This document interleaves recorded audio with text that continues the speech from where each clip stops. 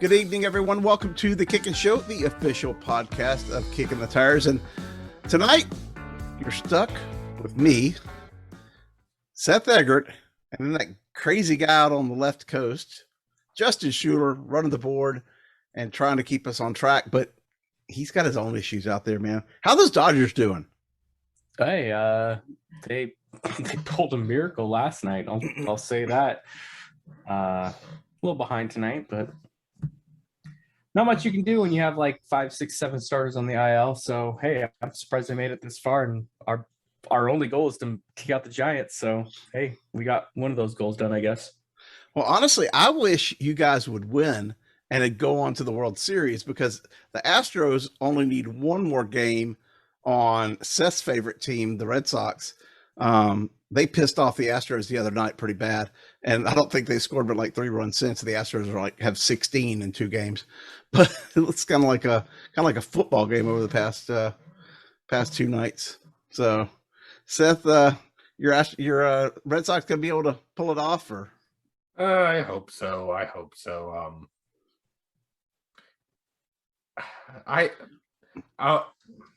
have a little bit of a theory that I'm going with.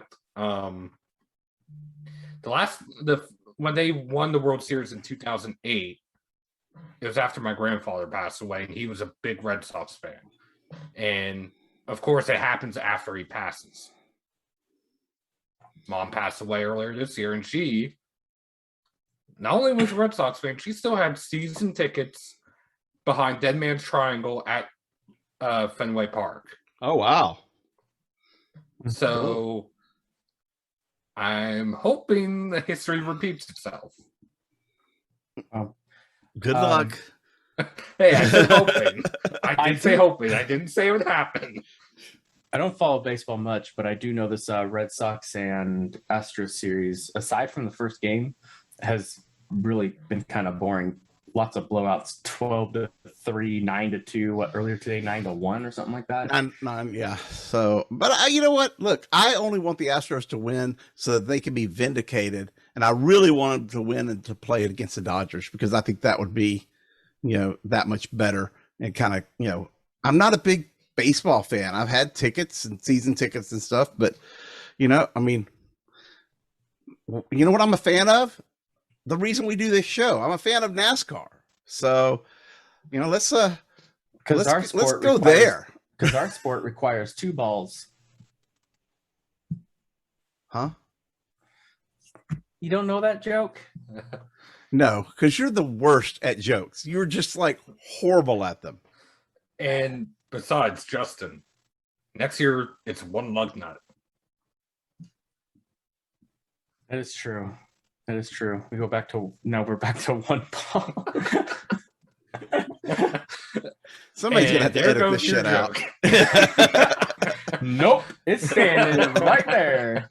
No, you're editing it out. Well, I'll start, considering California is going lots of steps backwards. But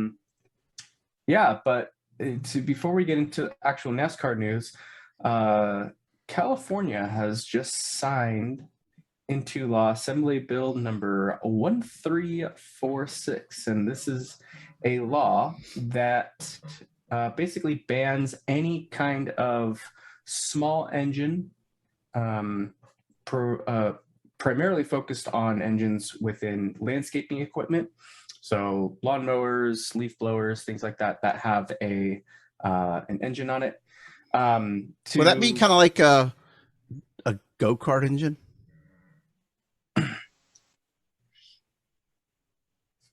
Hopefully they won't notice. Okay. But they're pursuing and pushing that whole zero emission crap. So, which, hey, now that we have a whole bunch of batteries all over the place in 2024, which is when this goes into effect, where do we put all the electronic waste now? That'll be a question that no one's been able to answer yet. But so far, I've talked with lots of local clubs that are specifically in California and California only, motocross tracks, lots of different other places like that. So far, they haven't had any official word. But considering that KTM and Kawasaki have released the new 2022 motorcycles and motocross bikes, and they are not eligible for sale in California, this is the direction it's going. So it really has a lot of people worried, a lot of people in the industry who run these tracks, run the facilities, run different clubs. It has a lot of teams out here who are based in California really concerned about the future. So, I mean, obviously this isn't anything official that goes after stuff like this, but seeing the progression, it's got a lot of people worried. And trust me, I wouldn't be surprised in the next 10 years if there is another bill introduced that starts to target local tracks, small clubs like karts, motorcycles. You've got dirt bikes and motorbikes. They have the small combustible engines, single cylinder engines as well. So, and none of them race electronic. So it's going to be really interesting to see where this direction goes. So it kind of sucks. I will say that the bill does specifically state that if you have an engine that is made prior to December 31st, 2023, since this goes into effect on January 1st, 2024, they will not confiscate that motor or do anything with that engine. So we're good for now.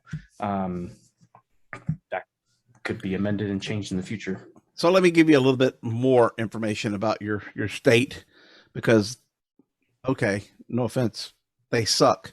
But California Governor Gavin Newsom in 2020 signed an executive order calling for a ban on all internal combustion engines by 2035. So that's that side of the country. New York is doing the same damn thing.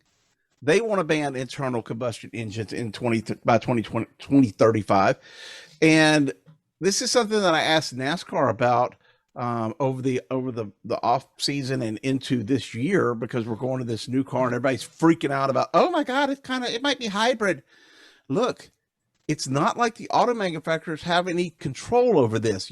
These people out there, these fans that think they know everything, they don't. This is not NASCAR. This is not the manufacturers mandating it. This is the people you are electing. You people out there are electing people to office that are killing not only our sport, but my God, I mean, as far as California is concerned, the landscaping industry out there is going to suffer big time. I mean, how many people are going to go unemployed because they can't have, a lawnmower? Now, trust me, there's a lot of people out there in California that mow yards for a living. I'm just saying.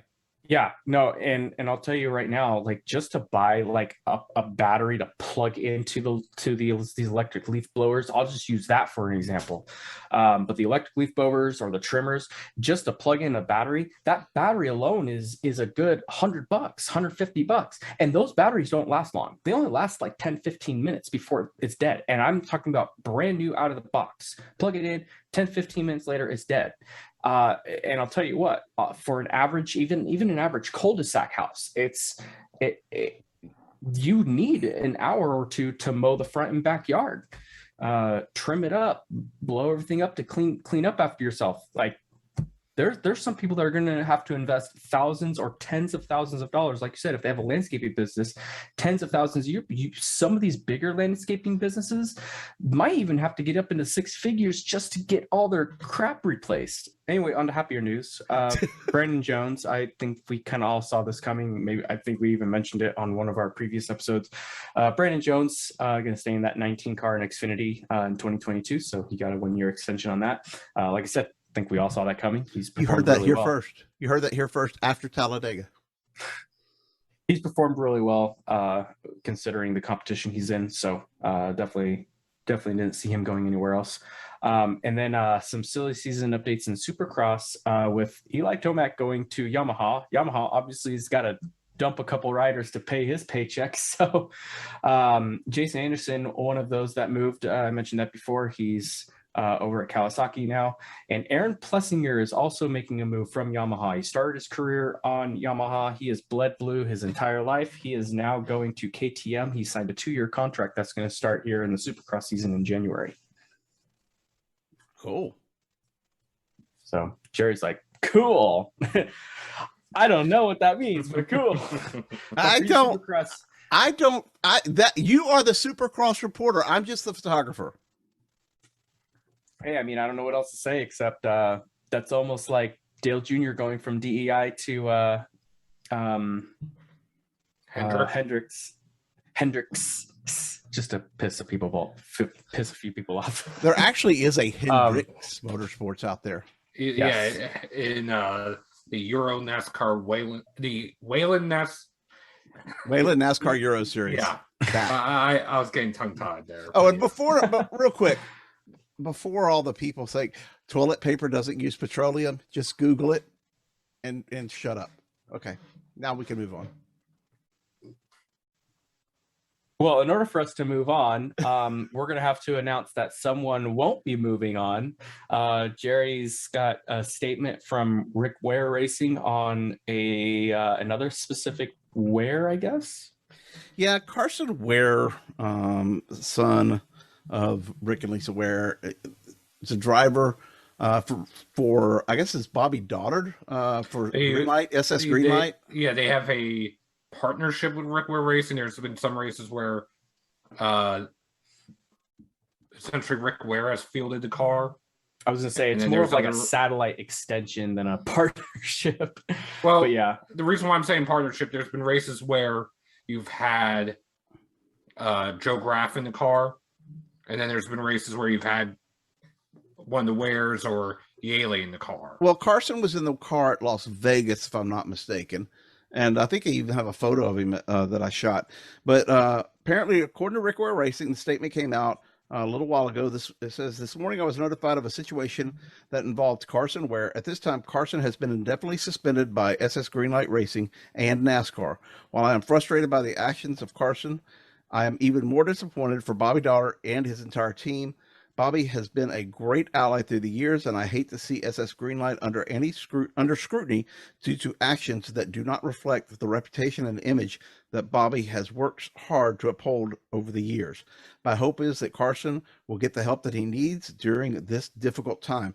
I also reached out to Lisa Ware to see if they had any additional comments. She did not get back to me in time for the show.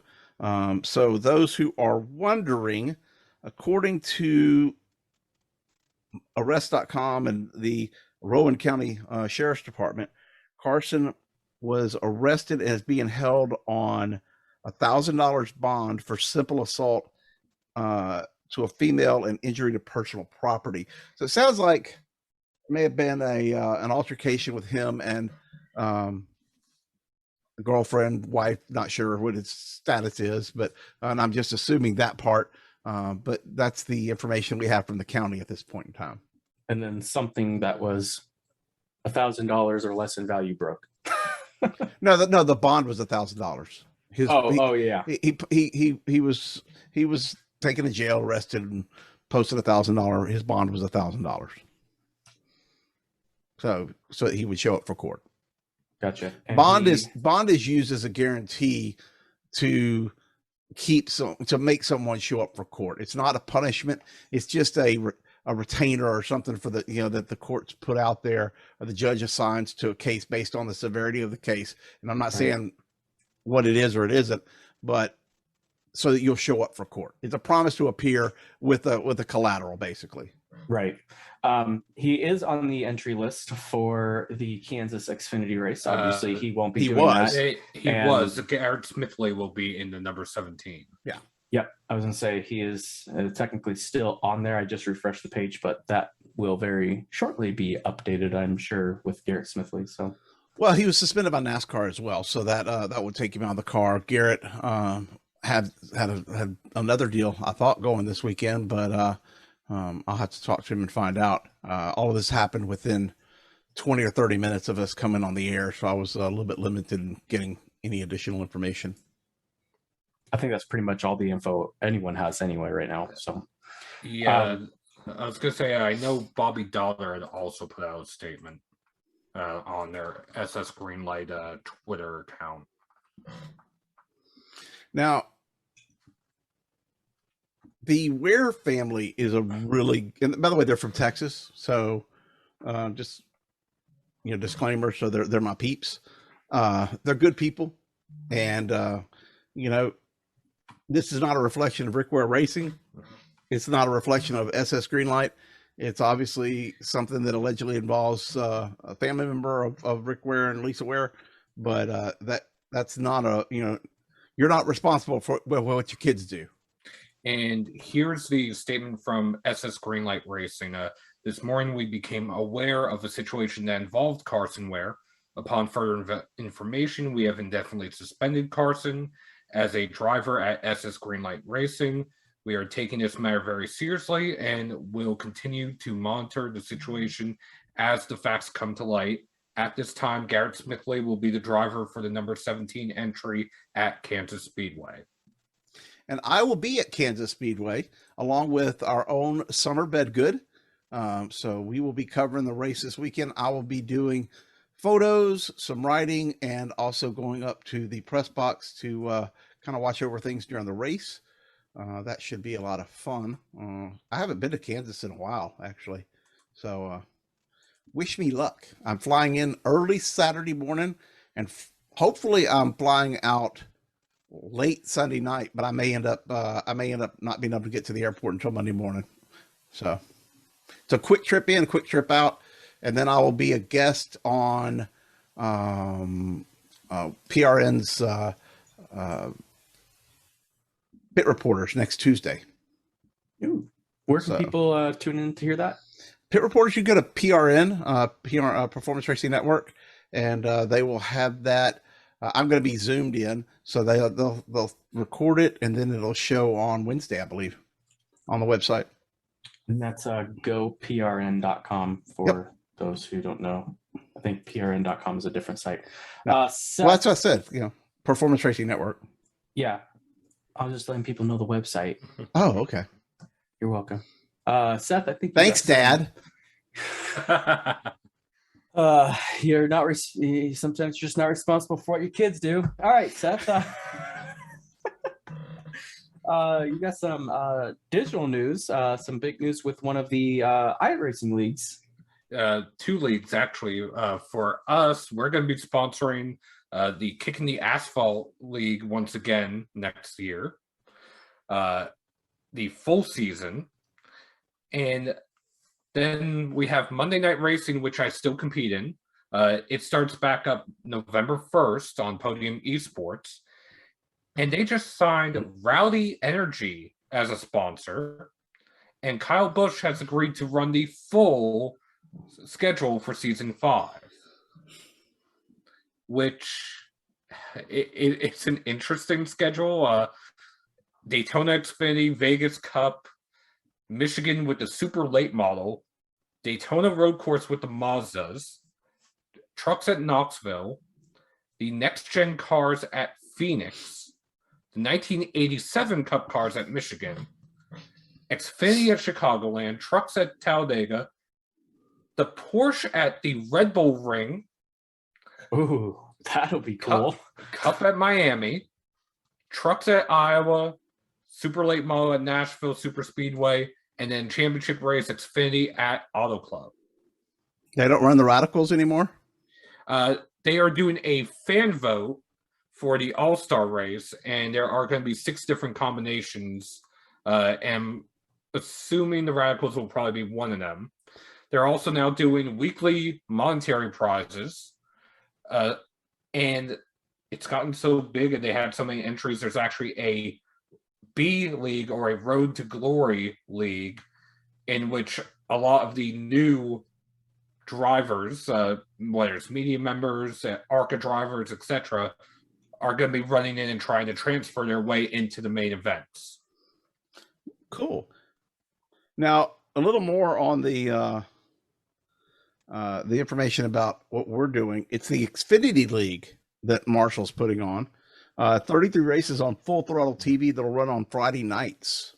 So right now we've got 35 entered drivers, and we'll probably have way more than that in that league. So that'll be kind of cool.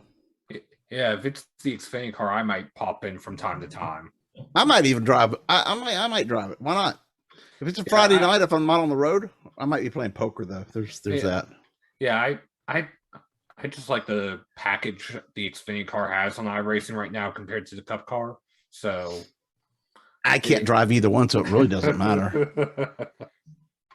Yeah, I've kind of have thought of getting back into that. Well, Doing I will say this though. iRacing at least is drivable compared to the NASCAR Ignition or the NASCAR 21 Ignition game that is coming out on the consoles. Gosh. They released it early for some Twitch streamers to try to get some content, and apparently going over the Rumble Strip, whether it's at Martinsville, whether it is at the Daytona Road Course, Sonoma, is a drive-through penalty. That's not good. Apparently, cautions are not working. That's not good. Apparently, whenever you have a race that's like 5 or 10% left, or 5 to 10% distance, and you come around to 10 to go, your spotter will say, "Pit in 5 laps." Come around next lap, pit in 5 laps. Come around, pit in 5 laps. There's a glitch with that whole issue too. Yeah, and there's also a glitch where apparently there's an option to choose whether or not to turn on stages, but there's no stages in the game. I have a question. Is that a 704 game? It's whatever company took over 704. It's called Motorsport Games now. Oh, so the Russians. Okay. And wow. And Motorsport Games is also making a new IndyCar game, which is supposed to come out in 2 years. Okay. But my computer's going to get hacked now. You know that, right? Wow. I'm serious. Motorsport is owned by the Russians. It's a fact. You didn't know that? I don't even know what you're talking about. Motorsport, motorsport.com, Motorsport Games, where Jim Utter works, is owned by a Russian company. Aren't those two completely different companies? No. It's 2 different subdivisions of one company. Yeah. It's the same okay. company. It's the same company. You didn't know that? Jim Utter works for the Russians? Yikes. No wonder why he has to block everyone on Twitter. But in all seriousness, though, though, a lot of these issues are expected to be fixed. It might take a couple patches with the amount of issues there are to be fixed. But I'm optimistic because the graphics do look good. The gameplay, for the streamers that have shown that it is working, does look good. So I'm optimistic if they can get stuff like the 10-hour pit stop fixed, that it would be a good game. Look, at the end of the day, we're joking about it, but they sent this out for exactly this purpose. They want these guys to find out where the glitches are so they can go in and fix it. I'm not trying to get into a war with the Russians and start a battle between Motorsport and kicking the tires. But that's exactly why they sent this stuff out there, is to find these glitches so that when they do a mass release, they don't have to pull it back like, stuff that's happened in other major games that have gone out there.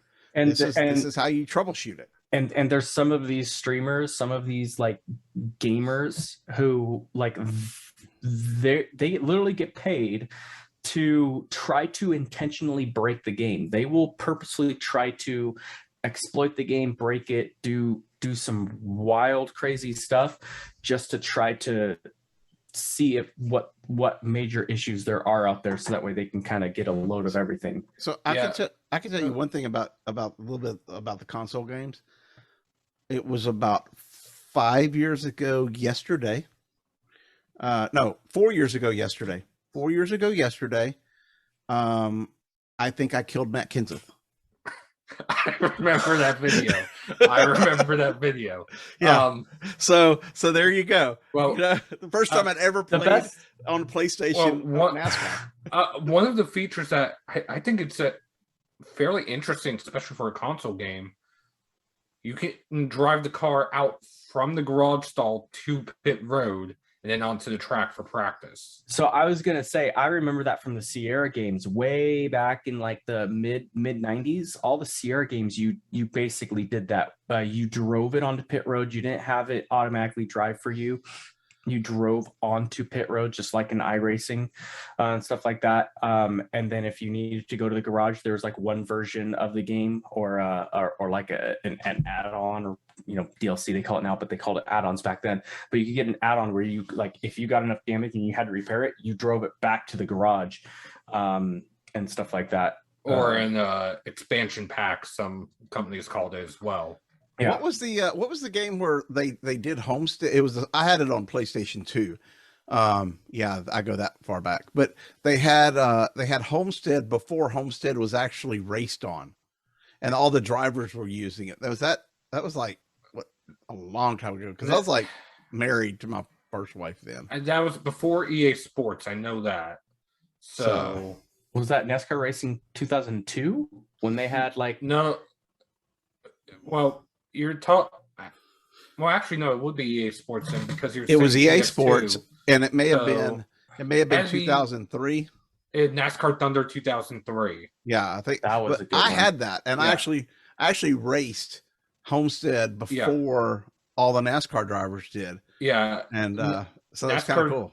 NASCAR Thunder 03 and 04, at least for me, are my personal favorites so far of any of the NASCAR console games. You see, Jerry, I think I go a little bit further back than you. So, because I played NASCAR 98 on the Nintendo 64, and then all the Sierra games were on my Windows 95 PC with 24 megabytes of RAM.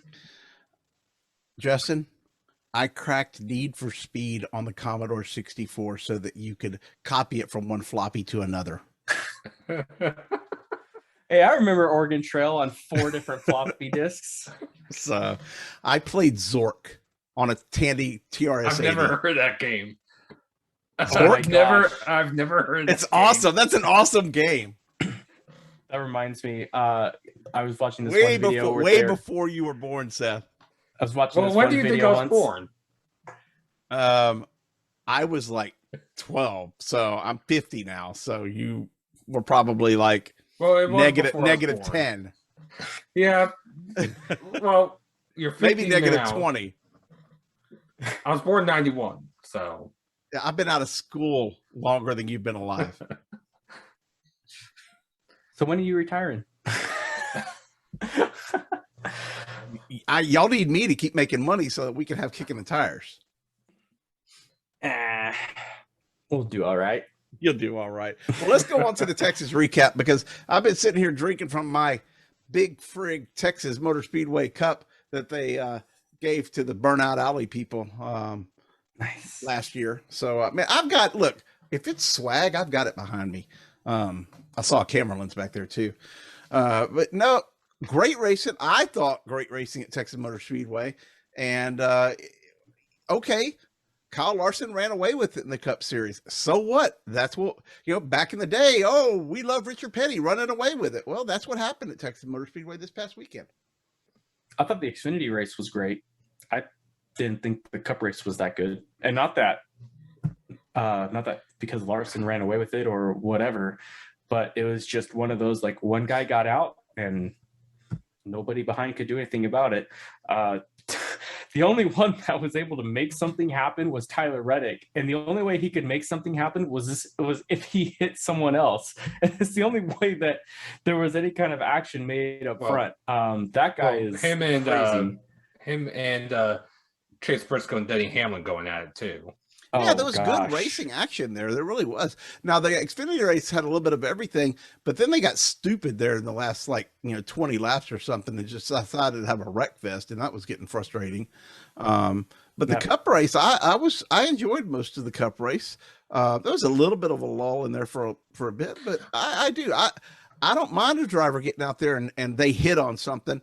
And look, he was holding them off on those restarts, and then he would get out front and he was gone. So. And Seth, you mentioned Denny Hamlin. He was involved in 2 or 3 different yellows and still comes back. And 2 wrecks in the final 25 laps, and he still finishes 11th. Like, that's and that's the first. That's his first finish in the playoffs outside the top 10. And I asked him, I said, look, I said, normally we would not be saying 11th was bad. So he's like, well, it could have been much worse. It could have been, 25th. So he was happy about that. I'll tell you who wasn't happy. You know who wasn't happy? Well, two people weren't happy. Kevin Harvick, he wasn't happy. He's just happy that there's only 3 more races left in the season.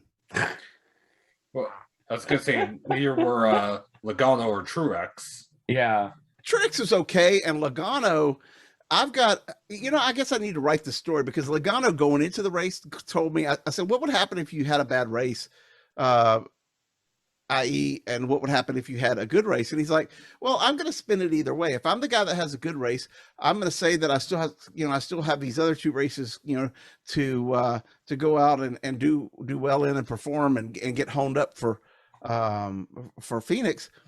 But if I have a bad race, I'm going to be the guy that says, hey, I got 2 more chances. So, he's like, you spin it to whatever decision that you have to make. So it was actually a really good interview that I had with Logano. And it's going to have to be go win because he and Truex didn't score any stage points. That was the biggest part of the dagger, not only crashing out, but they didn't finish the top 10 in either stage. So where are they in points, Seth? Logano's 40-something back, right? Yeah, Logano's in a must-win. I know that. And Truex, I think, is 29 back. Yeah, I can't remember if he was high 20s or low 30s, but here you have Logano, who is 43 back, and Truex is 22 back. 43 is not a must win, but it's pretty damn desperate. Yeah. Well, considering, how tight that group is compared to like Larson, obviously, who was like 60 something points up and now he's won, that just makes that fight for that cutoff line much tighter for everybody else. So, and can I just say real quick, forget about the full season point standings for the love of God. Hey, Racing Reference is the one stirring the pot because they decide to leave that up there on their website. Yeah, they leave it up there, and yet they're run by NASCAR. Yeah, I was going to say, who owns Racing Reference? NASCAR. Okay, so they bring a lot of this on themselves. But the main reason why I'm saying I wish people would forget about it is because one thing that is included in those full season points is the stage points, which are only really meant for the playoffs. So It's not an accurate picture. Yeah, there's quite a few people like, wait, is this like 2003 points? Is this the 70s points? No, this is like today's points if you didn't have the reset. The reset after Daytona. That's it. Which is still like, that's still surprising. Like, I'll just admit it. Like, holy crap, 3 races left. And Larson and Hamlin are 200 something points up on third, and they're tied going into the last 3 races. Like, either scenario would be absolutely wild. As Denny Hamlin said, it is a farce if no one else but those 2 win. I mean, it's just, I don't care about the points. I like the playoffs, but I see where Denny's coming from on, overall. But this is the system that we play. This is the same system that we have for football, and baseball has elimination format. We're seeing that right now. So it is what it is.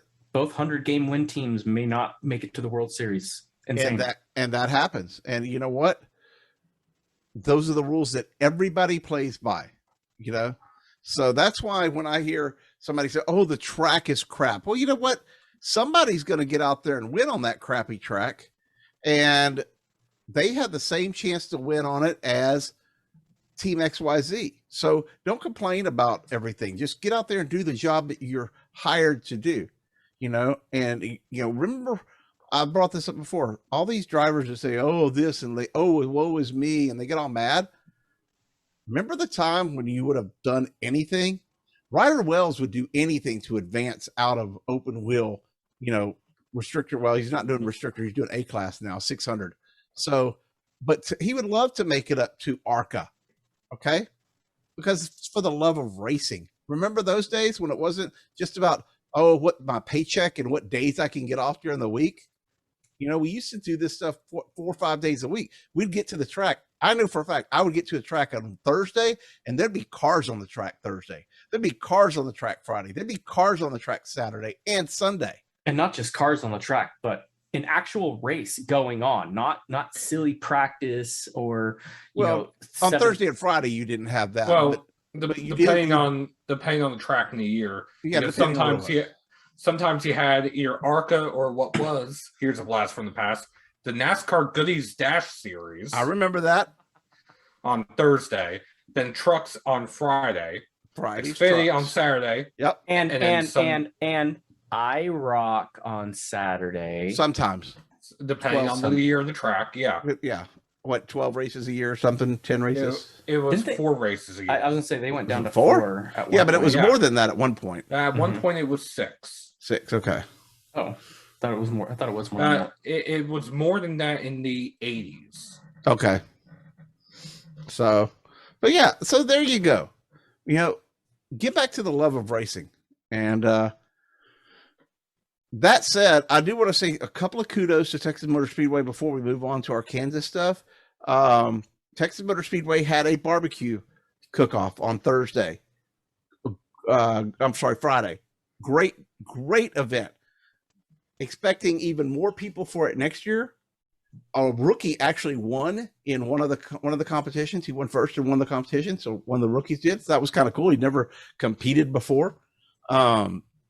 They also had a new kids zone at Texas Motor Speedway, which was really cool. Lots of interaction, lots of things going on. Torchy's Tacos did a taco eating contest for people. Just something to get more involved and more motivated and kind of reach out to the fans. So I was really cool with that. And I'm going to announce now that for the next barbecue cook-off that they have at Texas Motor Speedway, Kicking the Tires will have an entry. So we will be going up there to for the next NASCAR race. We're going to go up there early and do a barbecue cook-off. So that'll be the All-Star race weekend next year. I believe that's when we're doing it. I believe that's during the summer, which it is really hot. Which I might not have work at the college, so I might have to have an excuse to come out there. Well, I'm going to bring the Kicking the Tires camper up there. We're going to set it up and do some barbecue. So that'll be a lot of fun. But that's down the road. We can talk about more of that later. Let's go over. Well, let's do a couple shout outs because Michael Annette finished 9th, and that's really cool to see considering he's been out with all of his injuries and then just comes right back and gets a top 10. So kudos to him. Kaz Gralla in the 15 or if in the 15th position for Jordan Anderson. Yeah. And in the cup race, in part because he survived that melee 30 laps in, David Starr got his career best finish, 23rd. Whataburger. Well, he was in Whataburger a Whataburger car on Sunday. I mean, on Saturday. I don't remember what car he was in on Sunday, but I don't remember either. But I mean, granted, sometimes you have to be a little lucky to get a good finish. I'd rather be lucky than good any day of the week. Yeah. So, and one last shout out because we're still talking Texas. F1 is in Texas this weekend. And they have Danica Patrick as a commentator this weekend. So that should be interesting. Yeah, they're going for the ratings, I see. Interesting. Also at Texas, really good to see Anthony Alfredo okay. That was a really weird fire, first off. But I don't know what it was that he struggled to get out of the car, but thankfully he did get out. It took a little bit longer than usual, it looked like. Well, can I just say that's the second time he's wrecked that hard at Texas? Because he did that in the truck driving for David Gilliland's team a few years ago. Yeah. Yikes. Well, let's move on. And I guess, Seth, it's your turn to take over the show because we got to do the fantasy stuff. And I can guarantee you that I will be dead last in Xfinity. Yeah, right. You have 209 points. You're in 9th. Summer, who has not picked for Xfinity at all, has 248 points. Well, it is what So- it is. Mathematically, you could catch her. You could catch Christian, who has 253. Then Sarah and Rachel have 288 and 289. Well, you're assuming that I would make an intelligent pick to try and, I mean, I could go and pick someone crazy off this list. Well, David Starr, who's going to beat his best career finish again. Well, what I was going to say is you would say that I would assume that you would make an intelligent pick. Of course, you've already made one. You hired Justin and I. Aww, I question one of those. And you're not I'll going to let you figure out. I'm not going to tell you which one. But anyway, Justin, yeah. you're speechless. Well, it's the first nice thing you've ever said to me that I've ever heard from you. Oh, I told you remind me of like the little brother I never had. Yeah, meaning that you don't want me around because you've never had. Nah, you're good people. I like you. I know.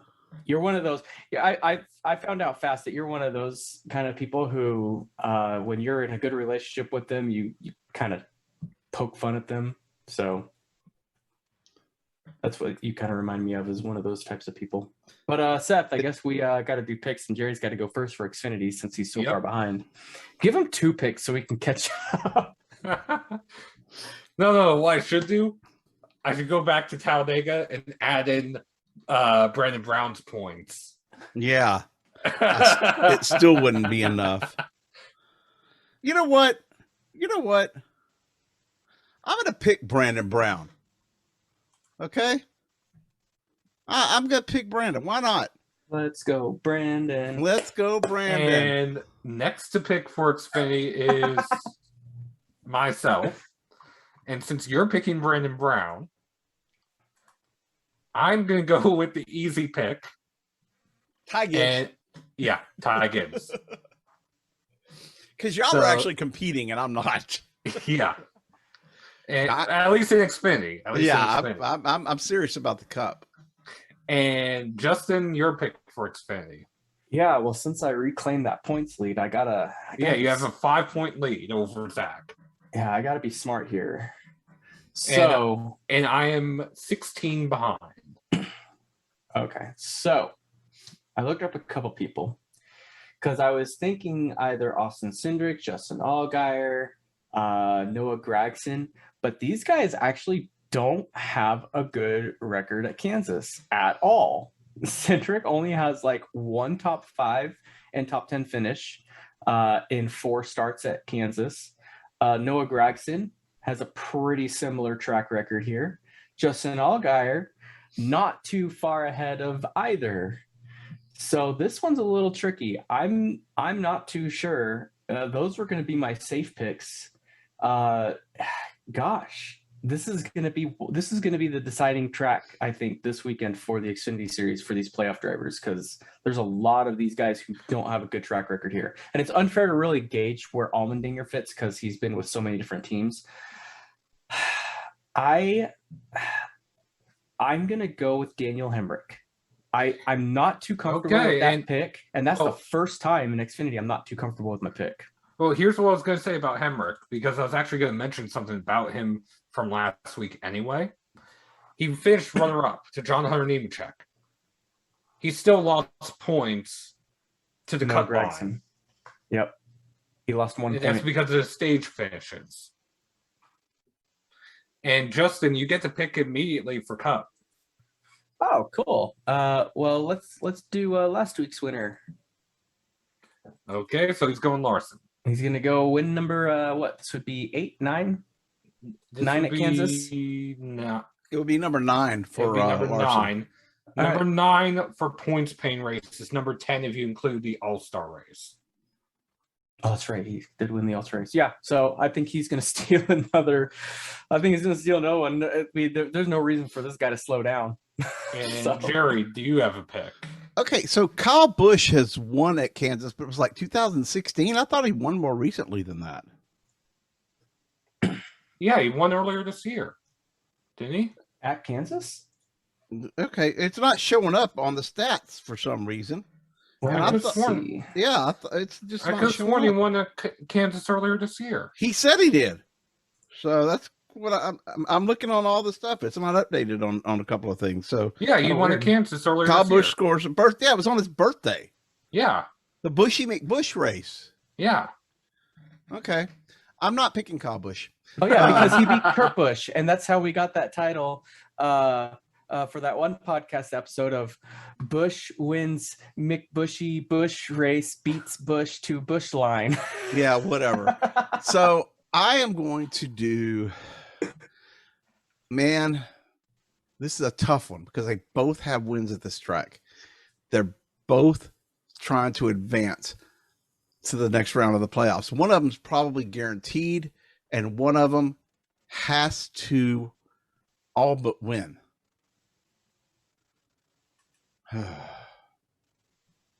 So he's gonna go Logano or Kyle Busch. Those are his two picks. No, I'm gonna go with Hamlin or Logano. No Blaney. And I'm Like- thinking I'm gonna go with Denny Hamlin. Okay, then. So the two guys tied in points. Oh wait, Change sorry. it. No. Change it. I'm gonna go with Logano. Okay. I'm gonna go with Logano Logano. it is for I'm gonna go with Logano because he did me a favor. And I think he can win it. And I know he's gonna be trying. at least for me, I'm gonna go with my gut on this one. He hasn't had the best finishes lately, but his teammate has been dominating these races lately. Alex Bowman. Chase Elliott. Oh, that one too.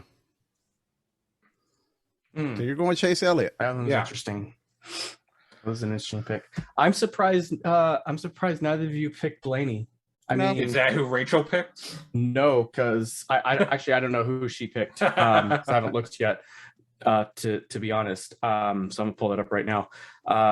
So she has for Xfinity Austin Cindric, so she'll go with that. And then you said you went with Logano, right? Yeah. Jerry. Okay, I'm going so with Logano. she picked Logano, so that's a no. She picked Elliott, that's a no. So she's gonna go with Truex. Okay. I'm surprised no one went with Blaney. I'm Why? really shocked. That guy has the most points this year on 1.5 mile tracks. Yeah. And he is like every fan's driver. Like everyone likes Blaney. I talked to him about that this past weekend. And it's just because he's kind of real. You know, there's a couple of drivers in the garage that are just who they are. They're not fake. Logano is one of them. Chase Elliott's one of them. Ryan Blaney's one of them. Well, Ryan Newman's one of them too. But there's some drivers that put a little different air on at times than they do for us versus fans, etc. So Allmendinger is definitely like that. who? Allmendinger is definitely like that. Why?